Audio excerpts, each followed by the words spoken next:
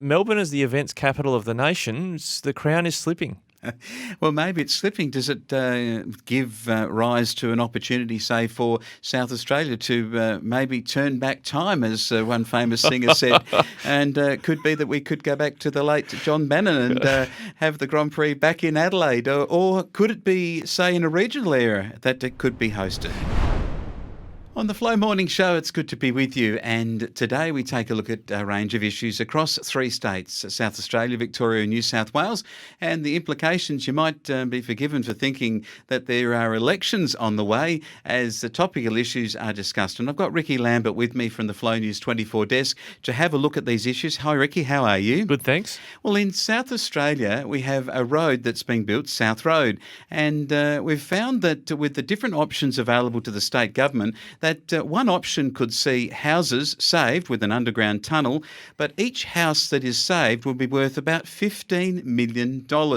That's a lot of money of each house when maybe each house is only worth up to $1 million. Oh, absolutely, Wayne. And that's where it might be a boring topic, but the government's boring down deep for votes in these suburban seats. The South Road corridor is like the major pathway, and it'll be the first freeway through metropolitan Adelaide, really. But it's going to cost about $1 billion per kilometre to build this by doing it via tunnelling, whereas the way they did, say, the Superway as another part of that freeway cost a quarter of that amount, $250 million per kilometre.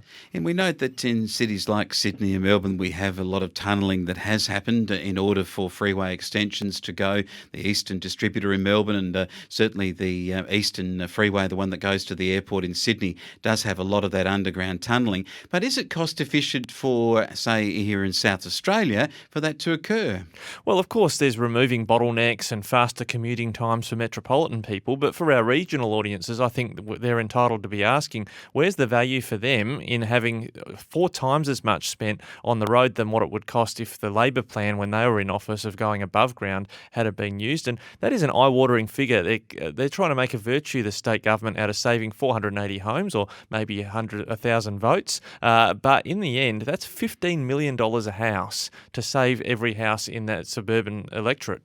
Well, of course, this area of South Australia in its metropolitan part is the marginal seats, which, of course, coming up to a South Australian election in 2022 would be something that they would have on their minds too.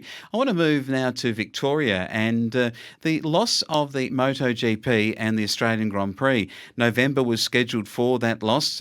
You've had discussions with some of our Victorian politicians and they've come out with some very interesting responses to the loss of those important events. Yeah, looking forward to bringing those to you later on in the morning show. Caught up with Cindy McLeish, who's the Shadow Minister for Tourism and Major Events, and she had quite a few interesting things to say about the future of that race. You remember that it already moved the Grand Prix from the start of the season to the end of the season to give themselves the best chance of staging it in October.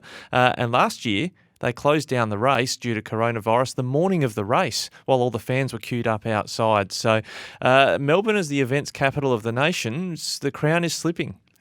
Well, maybe it's slipping. Does it give rise to an opportunity, say, for South Australia to maybe turn back time, as one famous singer said? And could be that we could go back to the late John Bannon and have the Grand Prix back in Adelaide. Or could it be, say, in a regional area that it could be hosted? Yeah, I've got a mental picture now, Wayne, of Cher walking up the starters grid if I could find a way. And Yes. there'd be some South Australian motorsport fans who would be hoping they could find a way to maybe bring the Grand Prix to the Bend, at Tailem Bend. But the opposition in Victoria were talking up the economic benefit of hosting the Grand Prix. But the South Australians say, look, this was kind of a reason we were glad to get rid of it because they feel it actually had a net negative cost. So I think there's always benefit, whether it's the Olympics or Grand Prix, to really get to the bottom of, is it value for money? All right, talking about value for money in New South Wales, pork barrelling is something that we get as a regular discussion here at Flow News 24, and we are looking at one of the circumstances, and it concerns PPE grants, personal protective equipment grants that have been given by the New South Wales state government, and they are only small grants, about $500,000. I mean, that's not small, but it's small in comparison to the amount of big eye-watering amounts that are being spent on superways and freeways and highways. But these grants have been given half in regional New South Wales and half in Sydney. But here here at Flow News 24, as we like to do, we've drilled down a little bit further on where these grants are going. Yeah, absolutely. $500,000 for a regional business is a decent injection and good for a local economy. And we went to the state government and we said, this is great. You know, you're going in, half of your grants are going to regional areas. So which regional areas are they going to? They gave us the whole list and we went drilling in for the detail. That half that's going to regional areas, 4 of those 5 are in the Hunter Valley or around Newcastle. One at Nowra, I think we'll leave Nowra out of it, but that's 4 that are going into that hotly contested area of Upper Hunter and where the National Party recently had a lot of problems. Yes, and of course Nowra is just south of Wollongong and in where the regional side meets the metropolitan side of the Wollongong population spread. So it is interesting that none of those PPE grants are actually going into, say, Wagga Wagga or in Dubbo or out even further to Burke or some of the littler towns out like Wentworth or Hay or maybe Deniliquin. Yeah, I haven't drilled into whether places like that are creating face masks or hand sanitizer or that sort of thing. But the more this happens, the more ammunition it gives, excuse the pun, to the Shooters, Fishers and Farmers Party to say, hey, hang on, why is grant after grant seeming to lean more heavily into the areas where the National Party are trying to hang on to seats?